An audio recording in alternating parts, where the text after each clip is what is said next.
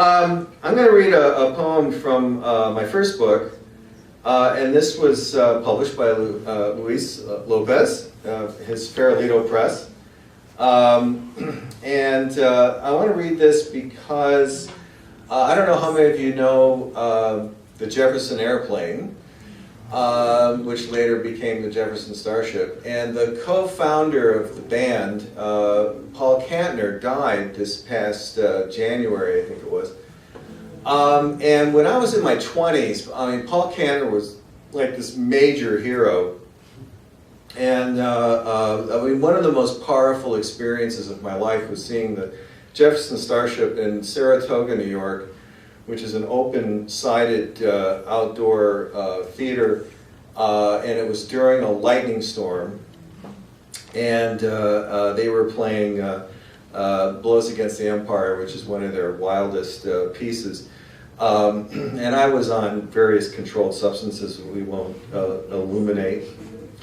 And it was a very powerful experience. And so his death was like, wow, you know, it was like part of my youth, you know, went to the beyond.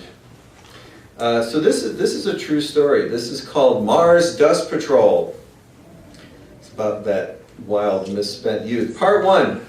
On the window, the Hindu word for God. In the closet, exploding bread. Oh, God! 80 hours of the Grateful Dead interspersed with Russian opera. The latter attracting the attention of a benign state police investigator and his beautiful blonde daughter. I've heard she's crazy now. The roots of her insanity found in those days of the Mars Dust Patrol. Seriously. We even had a flag. Map of Mars, complete with illusory canals. 2. It starts in the middle and goes around and around. Cream kicked us in gear back when we were sliding. Blows against the Empire was the climax. Jump too high and you shatter the lamp. Pizza and Chivas Regal for breakfast. Acid on the tongue, a bitter communion wafer. 3. Snowbanks way over your head. A madman brother playing flute. 3 a.m. No cops. Must be the neighbors like it. Just outside the store where we buy quarts of Genesee ale, less than $1. Take it back to the house, green, old, with a secret scrapbook of bloody accidents. The hissing of gas, a snake in the night. Reach for heart of darkness while a black man makes love to a pale, stunning redhead. Just your best friend sitting on the couch tripping. Warm fire in the fireplace. 4. We felt like we were at the center of something, a flashpoint, playing Volunteers slowly on the acoustic guitar. That was us, the last dying flicker of an explosion centered somewhere in 1967 and rising out in waves like a nova, like the search for the Holy Grail. A thin black poet humming, the Grail. We're all searching for the Holy Grail from New York to California. Somehow we missed it. A wrong turn and you're on Euclid Street with all that Aristotelian mess. 5. Bowing before the I Ching, the clatter of sticks like birds' bones, but we couldn't see the end. Double hits of window pane and a long climb to the water tower at dawn. The Susquehanna, a fire ribbon. We thought we could do anything, looking for that Grail.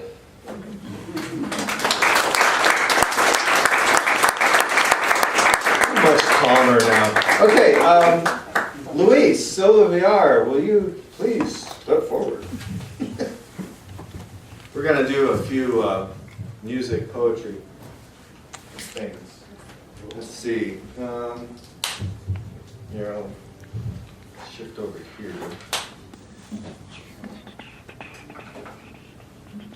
Okay.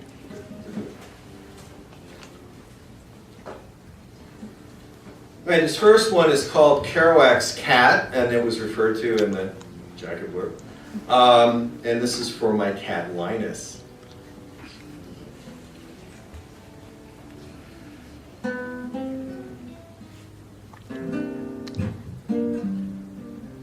Kerouac's cat was gray and beige with elaborate lines and markings and the makings of a wild feline. Kerouac's cat had exquisite fur and a perfectly curved tail, could lick it with his little pink tongue, clean his rear legs in effortless contortion, impossible poses any modern dancer would kill for. Kerouac's cat had blue eyes, slightly crosswise, and always looked high, but was as wise and soft as a Buddha.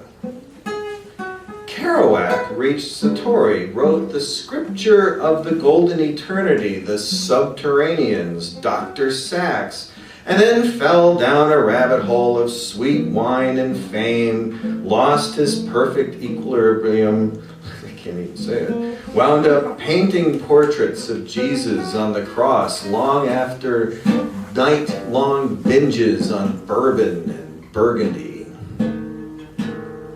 Kerouac's cat never got famous and never drank anything except mother's milk and tap water his whole life.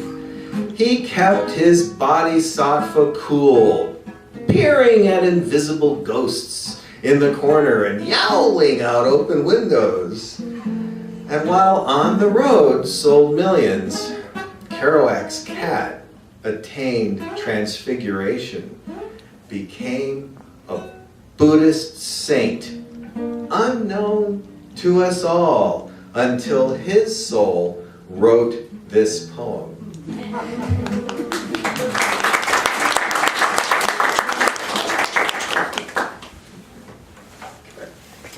All righty.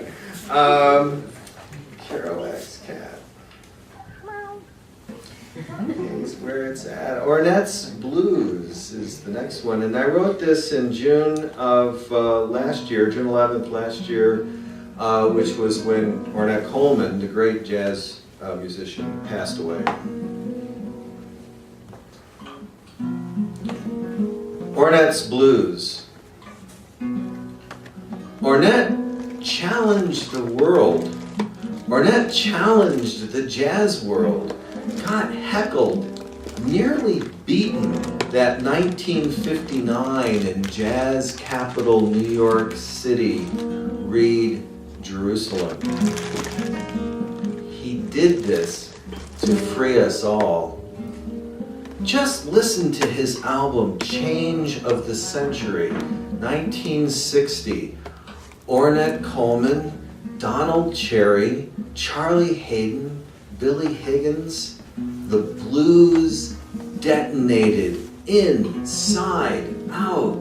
Yes, the galaxy charted, sung, spun into silver and hot phosphorus. Gone.